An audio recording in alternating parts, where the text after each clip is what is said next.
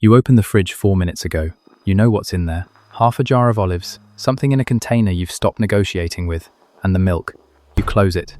You walk to the living room, and then your hand is on the handle again, cold air on your face, eyes scanning shelves that have not restocked themselves in the last 240 seconds.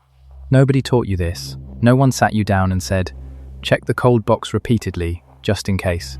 Yet a 2015 study of British households found people open the fridge somewhere between 15 and 20 times a day, and most of those openings end with nothing taken out.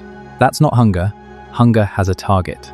This is search behavior running with no target at all, and it's the same loop that makes you swipe down on an inbox you refreshed on the stairs. Pigeons, dopamine, wild honey, and a slot machine built in 1963. Start with the pigeons, because the pigeons are embarrassing for us. In 1948, B.F. Skinner ran an experiment at Harvard where hungry pigeons got food on a timer, completely unrelated to anything they did. The birds started repeating whatever they happened to be doing when the food arrived. One turned counterclockwise. One kept swinging its head. Skinner called it superstition. Later researchers argued he'd overread it, and that's a fair fight that never fully closed. But the deeper finding held up brutally well in the decades after. An animal that gets rewarded unpredictably works harder and stops later than one that gets rewarded every time. Reward the pigeon every single peck, and when the food stops, the pigeon quits fast. It notices. Reward it on a random schedule, sometimes the 3rd peck, sometimes the 40th, and the pigeon will keep pecking long past the point where any food is coming. It cannot tell the difference between a dry spell and the end. Your fridge is a fixed schedule. Nothing appears in there unless you put it there. Your brain refuses to file it that way. And the reason it refuses is not a design flaw in the appliance. Here is the thing about foraging. It almost never pays on a schedule. Among the Hadza of northern Tanzania, one of the most studied hunter-gatherer populations on Earth, anthropologist Frank Marlowe recorded that men returned from a hunt with a large animal on roughly 3% of hunting days. 3%. 97 days out of 100, the big prize did not arrive. A brain wired to give up after 5 failures would have starved that population out in a season. So the brain that survived was the one that kept going back, the one that treated absence as noise rather than as information. Meanwhile, the berry patch that had nothing last week has something now. The shallows that were empty at dawn are full at dusk. The tree you checked on Tuesday dropped fruit overnight. Ancestral food didn't sit still and wait to be inventoried, it flickered. So the correct strategy was not to remember and trust the memory. The correct strategy was to go and look again, cheaply, constantly, with almost no thought involved. You are running that program in a kitchen where the food is behind a door that keeps it in a state of suspended animation. The loop doesn't know, the door won. Neuroscientist Wolfram Schultz spent the 1990s recording individual dopamine neurons in monkeys. And what he found rewrote what everybody assumed dopamine was for. He expected the cells to fire when the monkey got the juice. Early on, they did. Then the monkey learned that a light meant juice was coming, and the firing jumped backwards in time onto the light. The reward itself produced almost nothing. Dopamine wasn't paying out for pleasure. It was paying out for prediction. For the moment, the world says maybe. Then Schultz's team ran the version that matters for your fridge. They made the reward arrive only half the time. Coin flip odds. And the dopamine signal didn't just spike at the cue and stop, it climbed steadily through the waiting period, peaking right at the moment of maximum uncertainty. Not at the treat, at the not knowing. Which means the chemistry in your head that feels like wanting is not tuned to food. It's tuned to the gap before you find out. The fridge door is a 2-second gap. You are not going for the olives. You are going for the half second before you see the shelf. That's the ancient part. It cost you almost nothing for 200,000 years because looking in a bush is free. Then somebody found out you could sell the gap. In 1963, a Chicago company called Bally shipped the Money Honey, the first electromechanical slot machine with a hopper that could pay out coins automatically without an attendant.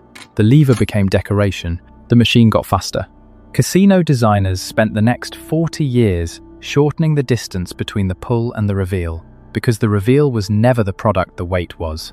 Anthropologist Natasha Dow-Schull, in her fieldwork inside Las Vegas casinos published in 2012, documented players describing a state they called the machine zone, where they weren't chasing money anymore. Several told her they hoped to break even so they could keep going. That's the same neural architecture that kept a Hadza hunter walking on day 97. Same loop, radically different owner. And that owner learned something else in the 2000s. You don't need coins at all. You just need a shelf that might have something on it. Pull down on your email. Watch the little wheel spin. That delay is not your phone struggling. Lauren Brichter designed the pull-to-refresh gesture for the Twitter client Tweety in 2008, and the interaction has been compared to a slot lever so often that Brichter himself has said publicly he regrets it and wouldn't build it today. Your inbox is a berry patch. Sometimes it has fruit. Usually it doesn't.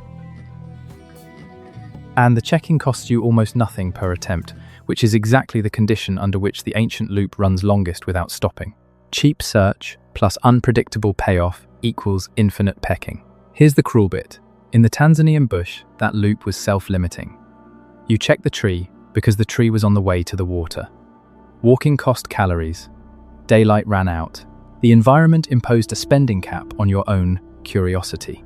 A phone has no daylight. There is no walk. There is no season.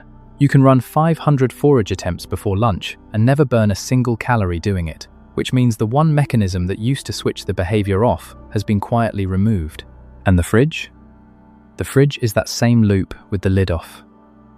No app, no algorithm, nobody profiting. Just the raw prehistoric routine, exposed, running against a cold rectangle that cannot surprise you. Which brings up the strangest part, and it isn't about the food. Go back to the Hadza. Marlowe's work also recorded what happened when a big animal finally did come in. It wasn't hoarded. It was distributed across the camp, widely, sometimes past the point the hunter's own family benefited. The payoff of the search was social. You returned from 97 empty days with the thing that made everybody look up. Now look at what you actually checked today. Not the olives, the messages, the notifications, the little number in the corner. You are searching, dozens of times a day, for evidence that somebody in your band registered your existence. That's the same return to camp moment, stripped of the animal. So when you stand there in the dark with the fridge open, one hand on the door, cold air spilling across your feet, and you genuinely know that nothing has changed inside, understand what you're actually doing. You're checking the patch. The oldest, cheapest, most reliable behavior your line ever ran. The one that carried people through 97 empty days to reach the third one, still firing in a room where every outcome has already been decided and stored at 4 degrees. The bush kept moving. That was the whole deal. You could look again because looking again sometimes worked. Now the shelf holds still, and you keep opening the door anyway, one small, faithful animal, still hoping the world restocked itself while you weren't watching.